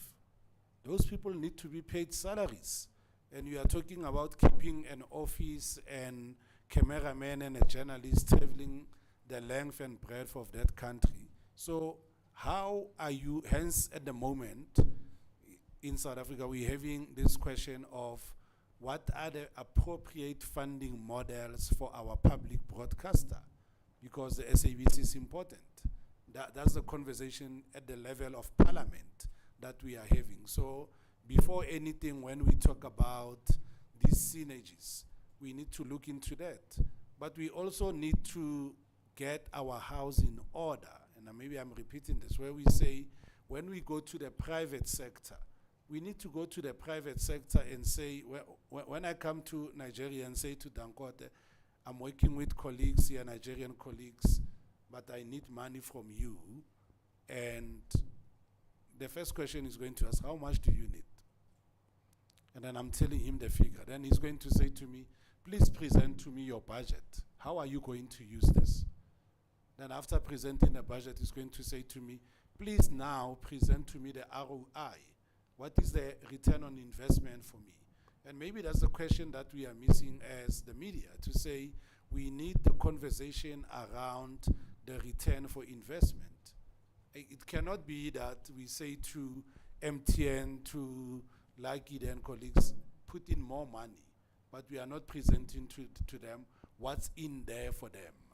When we say, here's UJ, please establish a small newsroom so that this newsroom can sort of cover African issues and put them out there and interview Dr. Emmanuel here. But we need to know what are the resources that we are investing and how are we going to sustain that. Maybe we are not talking enough about the issue of sustainability. And that's the issue we need to put on the table to say, let's do our numbers, let's bring in, bean counters on board, and then let's have this broader conversation. Thank you so much. Thank you so much. Let's take two sets of questions. I see one hand just behind Lucky. That hand has been up. Yes, we'll take that, and then I'll come here. Don't worry. We'll take that and then we'll take Yemi. Please, she's been.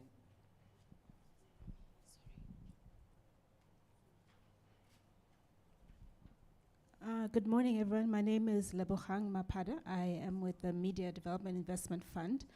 And Reggie, I'm very lucky that you mentioned that topic about sustainability right now, because that's my question.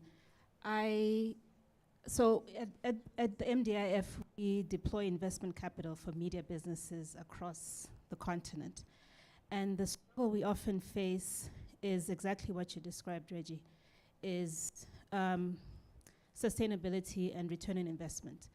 And it's a question that we are constantly grappling with to understand that, because I think it's obvious to everyone in the room that the business model for media has failed. As a business model, it's failed. There's market failure. There's so many hurdles within the ecosystem that make it difficult for media to thrive as a business model, which is why a lot of media businesses will depend on grants. And so as we speak about sustainability and the longevity of media businesses, my question to you, which I guess you've kind of answered in a way, is because I'm not a journalist, I don't come from a journalist background, I come from an investment background. And when I consider an investment, I want to see return on investment. I want to see that there's a team in place that is diversified, that has the skill sets beyond just being journalists, but do you have an accountant, legal advisor, do you have HR? All of those systems have to be in place, but all of these things require funding. And as an investor, you want to see structure in place. So my question really to you, to you, Reggie, is as journalists, as media practitioners, where do you see that opportunity of meeting investors halfway, given that the media ecosystem is really under collapse as a business model? How do you meet? How can we meet halfway to say we want to invest in media, but media is not offering returns? So where's that halfway point where we can meet? Because we're not giving grants. We want to make an investment. Yes, do you want to answer? Well, look, I often make a joke that I chose to be a journalist because I can't do numbers. I was bad with mathematics. But I think that excuse is long gone out. The one thing that journalists are always scared to talk about is money. They are scared to talk about money for some reason. I don't know why. Maybe it's inconvenient for them. Maybe they don't like it. Maybe their ethical approach will pay their salaries, but they hate talking about money. So one of the things that we've been doing is, if you look at the Google Fund, so Google has invested $6 million with I think Kate Skinner tomorrow will talk about that or later today, with what we call the Digital News Transformation Fund. So part of that, much as that money is for community media, part of that, to answer your question, how do we meet you halfway, is the owners, those journalists, they'll be trained in financial management. It cannot be that you say you want to be a media entrepreneur, but you can't put together a budget or you can't read a financial statement. But you need money, but you cannot say, this is how I'm going to use this money. This is how I'm going to be accountable for this money. So part of, maybe I was lucky that the time I became editor, I was still young, I was 32, but I was told at the time that you are not becoming editor because you are good with this journalism thing. We see the potential because you are interested in the financial side of the business. And the financial side of the business is quite important, where you say, what is my most expensive overhead? It's salaries. What is my second most expensive overhead? Where you say, what is my most expensive overhead? It's salaries. What is my second most expensive overhead? It's hardware, trying to get journalists, media DIF, which is slightly kinder to us. At the moment, I'm sitting with funding from the European Union, with Lawyers for Human Rights and Amnesty International, where we are training journalists as human rights defenders. But if you have to see what I have to go through to account to the EU for each and every cent, my wife the other day was saying, these people are making you an accountant, and you are not an accountant. I say, but this is the nature of the business these days. That's what we need to do. You need to learn these things. At the end of that, in the report to the EU after 3 years, I need to tell them, this is what we achieved, and this is what I think is a return on investment for you. Because if I don't do that properly, then I can't go back and ask for more money. You understand? And it's the same principle that we don't realize it, but in our environments we do it. Yesterday my son says, can I have 200 rands? I say, I do have 200 rands for you, but guess what? You need to work for it. And he says, what do I have to do? I say, no, wash my car, it's dirty. After washing the car, I'll come and inspect if it's clean. Then maybe if it's clean, you'll get your 200. Let's talk after washing the car. So those are the things that we need to know and understand as media practitioners, to say, it's just not money, manna from heaven. We use it, we're not accountable, and we can present a solid plan on how we're going to use it for what, and what is the ROI. Thank you so much, Reggie. Thank you. Yemi, please. So hold on. Is that a follow-up question on that? You wanted to add? Yemi, please, can you just... So, I think for media practitioners, I'm just going to use one case as an example. Take the insurance and the banking industries, the two of them, as an example. I don't know what the insurance industry looks like in South Africa, but take Nigeria as an example. The two of them were somewhat at par until the point when the banking industry evolved. And now, if you compare the banking industry and the insurance sector in Nigeria, you will see a wide gap.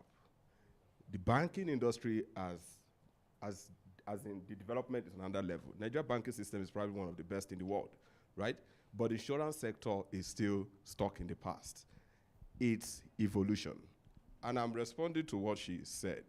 So we need to, I haven't really done media like that, but you need to separate the media business from the editorial part of media. And I think every time we have conversations, I mean, just as we have seen here, we focus more on the editorial aspect of media, the profession, and leave out the media business, which is the most critical part, and what she spoke to.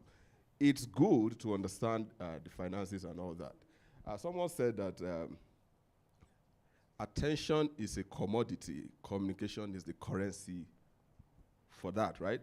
And you can monetize communication. So the media business has to evolve. I mean, we've spoken to grants and all that, getting grants. The reality is that the business model has got to evolve to the point that you would not need grants to survive. Because if the grants do not come, what then happens to the operations? And I'm speaking as a company, right, that will also give grants, which is what we have done with MIP. Something can happen. Take, for instance, last year, we were on the verge of not continuing with MIP. If things hadn't changed in Nigeria, perhaps we wouldn't have continued with MIP. What had happens to that capacity building platform that we have created? So the media business has to evolve in a way that the cost, maybe we have to find a way to change the input model so that the input cost reduces, and then your overheads will also reduce, and then you make money. Maybe you no longer need those heavy equipment that you probably will spend money on to make the business survive. Bottom line is that media practitioners here and even outside of this space have got to find a way to change the business model to ensure that the profession survives and is sustainable on its own without depending on external funders to sustain the business. Thank you so much, Lucky. Thank you. You see, so there is now a way to ensuring that the media continues and thrives and doesn't get to that point where we are cap in hand begging. Yemi, please. All right, good morning, everyone. My name is Yemi Adebayo. I'm a journalist from Abuja, Nigeria. Just to add to what Lakin said, I think the MIP program is structured in a way that teaches journalists the business side of what they do. I'm a journalist in Nigeria who, have access to the office of Nigerian president. I discovered that during this program, I've learned that it's not just about reporting the president. I can also make reporting the president, looking at the business side of doing that. So that takes me to my questions, to Reggie and then for you. In today's world of instant news, because the question that keeps popping in my mind when this conversation started is, who then holds more sway? Is it the journalist or the diplomats? Then I remember you talked about the issue of patriotic reporting, and I scribbled a question which I was going to ask that, does patriotic reporting really strengthen national pride, or does it risk undermining credibility when it comes to the issue of diplomacy? These are the questions I just wanted to respond. Thank you so very much. Thank you. Please, can we take the questions? I think diplomats and journalists, they need each other. We need one another, and we need to have the conversations ongoing. Part of, to give you an example, as an organization, we've been wanting to engage with the President of South Africa, President Ramaphosa, and that hasn't happened in the past 3 years. But much as we want that to happen, it hasn't happened. But behind closed doors, his team, our team, we are having this conversation. So my point is, it's okay to disagree. It's okay not to see from the same vantage point. But the point should be that much as we are not seeing from the same vantage point, we need to keep the conversations going. So it doesn't work that way, where we say we don't need one another, where we say as a nation, if the president is visiting Nigeria, he says, I don't need the media, I don't need these guys. So we are now at a point where whenever the president, wherever he's traveling outside South Africa, there's a select South African media that's going with him to just show that this is what we need as the media. But we need to be careful, particularly with our journalists, where we say to them, you need to be careful not to be embedded. Much as you are there, they paid for your flights, for your hotel, they are feeding you and all of that, but you need to know why you are on that trip. You are there to work. And much as you are there to work, and that's what you need to report on. So we encourage the relationship, but as we encourage the relationship, we say, stick to your principle as a journalist and know what's expected of you. Thank you. Thank you. Dr. Matambo, please. Thank you very much, Yemi, for the question. When I mentioned patriotic reporting, I was partly emboldened also by what Amarachi asked about CGTN. By being a patriot, by the way, doesn't mean you're a sycophant. By being a patriot, it means you're just reporting things as they are, but obviously premised on the fact that you have a certain commitment to your country or to your region, if we are talking about Africa. So patriotic reporting should not degenerate into farce. It should not be degenerate into whitewashing. You know, we have seen a lot of countries where even if you say something that is remotely critical, then you are thrown in jail as a journalist. Because what they want, I think those type of regimes, what they want is not really patriotic reporting. What they want is flattery and trying to sweep certain troubling things under the carpet. So we can report patriotically, but we also have to make sure that we stay, we maintain our fidelity to what is true as journalists. What ethics are you subscribing to? I think that is what I intended by patriotic reporting. It is not, for example, those of us who watch United States news, it is not what Fox News has been doing of late, for example, towards Donald Trump and against Gavin Newsom, for example, that now it degenerates into something that is farcical and stuff like that. So it has to be truthful, but based on the fact that you have a certain commitment to your country, but at the same time, do not lose the gaze and the commitment that you have to journalistic ethics. Thank you so much. Thank you. Thank you. Let's take two sets of questions. Anybody here? Oh, yes, please. Chinwe, please. Okay, my name is Chinwe Michael. I report for Business Day in Nigeria. So my question is related to the panel discussion, where you made mention of the fact that state media has to be able to disseminate information properly so that the masses can understand.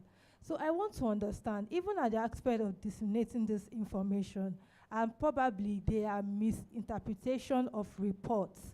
Now let me come down to the text of, are there no laws? What are the government doing? Are there no laws that put checks on wrong misinterpretation or false misinterpretation of things to ensure that people out there are not wrongly misled? Because I feel like when there are laws, or probably the government is in check of all these medias, a lot of these things we hear out there will probably be curtailed. So what is South Africa doing? What are the laws? What are government doing? Okay, so it's a good question, but it also applies to Nigeria as well. So when you say what is South Africa doing, I also want to know what is Nigeria doing as well. Anyways, just to put that out. Let's take one more question and then the response comes. Yes, please. Okay. Good day, everybody. My name is Desmond Okon.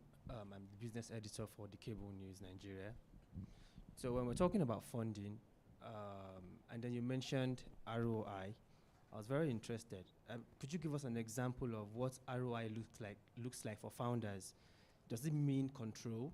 Does it mean that the funders could intermittently tell you what stories to tell? Because I also feel that I know people who turn down funding because of conditions, right? Yeah. So just talk to us more about what ROI looks like for founders. Thank you. Okay, so let's take that. For funders. And that will be the last round of questions. Okay, please, response, please. Maybe on the first part, I think the question of laws, unfortunately there are no laws. And there's frustration when it comes to misinformation and disinformation, and there are no laws. And we, in an age of deep fakes, there are no consequences. We are in an age of X, a platform like X, where our female journalists are intimidated, harassed, called names. There are no consequences.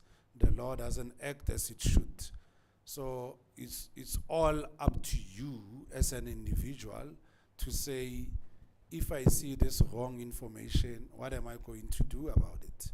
Part of the huge frustration is a platform like WhatsApp, where there's a lot of misinformation and disinformation, and particularly groups that are targeting people who are less educated, pensioners, older people, where they mislead them, and the people who are perpetuating that information, there's no action against them.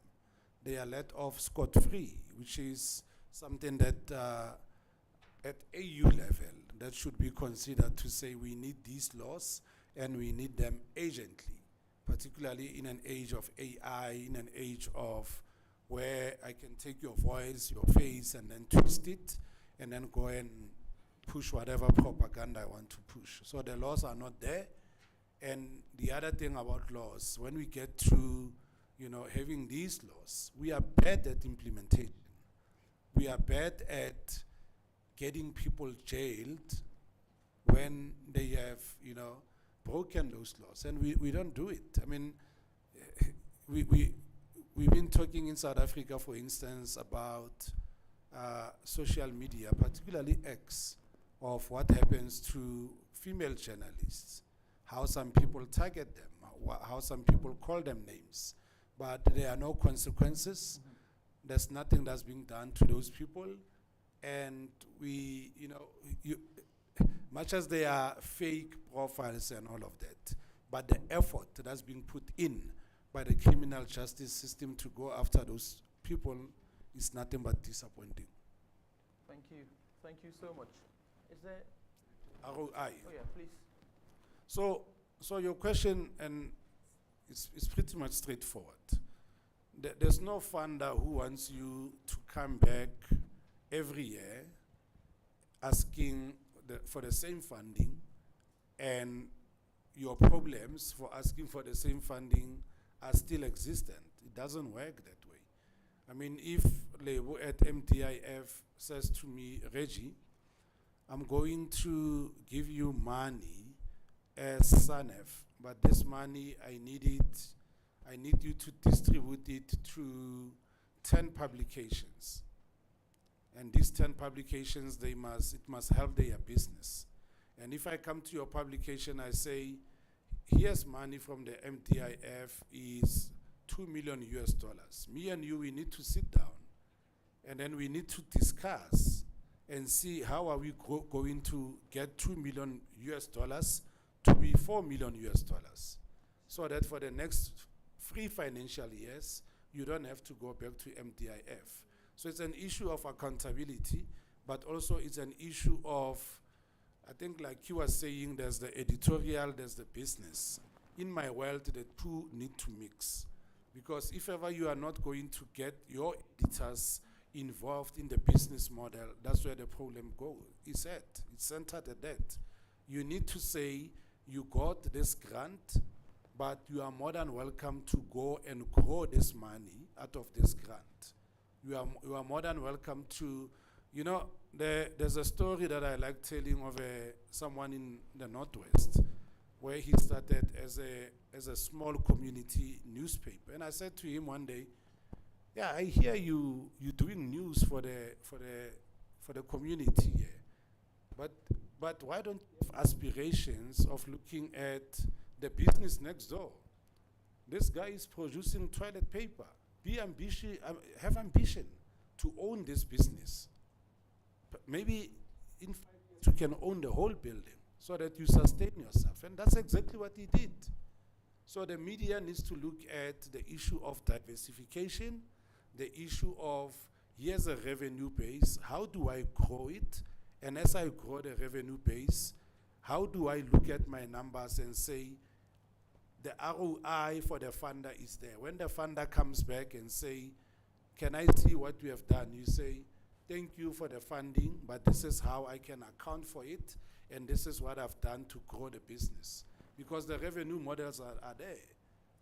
They are there, and there's nothing stopping us from, as journalists, to say, when we go to search and social media platforms, we talk money to them. When we go to any other business, we say to them, I hear you are advertising here, but how do I also get in and be part and get the slice of the pie so that I don't have to come to you? I hate begging. I don't want to come to you begging for some funding. So we need to expand, and as we expand that, we need to say the examples for there are successful media stories to be told in an age where we struggle with media viability. But we need to think to say, here's media viability, as we think of media viability, but where are the low-hanging fruits and where's the sweet pot? And where does the money lie? There's money out there, and that money should also belong to the media. Thank you so much. Thank you. And this is where we wrap. But just to bring us back to what this panel is all about, it's about media as the handmaiden of diplomacy. So everything we do, every push we make, we must remember that it's about ensuring that that tie that binds us, right, is strengthened. It's about Africa first before the globe, right? So think inward, think local, and then act, as they say, global. But please, let's push that, and let's take these points here into action when we return. For me, I hate talks. I want more of action. Let's hear it for my brilliant panelists, Reggie and Dr. Matambo. Thank you so much.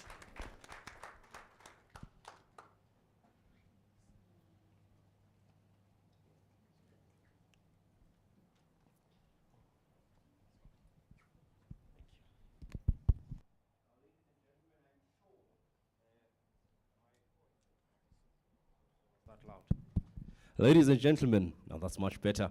I'm sure we can do much, much, much better in terms of applauding this excellent panel.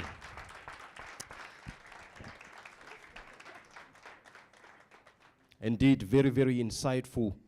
And one of the biggest takeaways for me, Chike, is the call to action. What do we do after this? Because we wouldn't be doing justice to ourselves, to our efforts, to our funders, to our partners, if we have these amazing conversations with depth, and then it ends here. When we come back next year with another theme, bring powerful speakers, great insights, and then it ends there again. So what is your next, is the question. I think I'm just moved now to maybe suggest, I'm going to put it on the table, because some of these things we realize the need, we identify the need as we are going.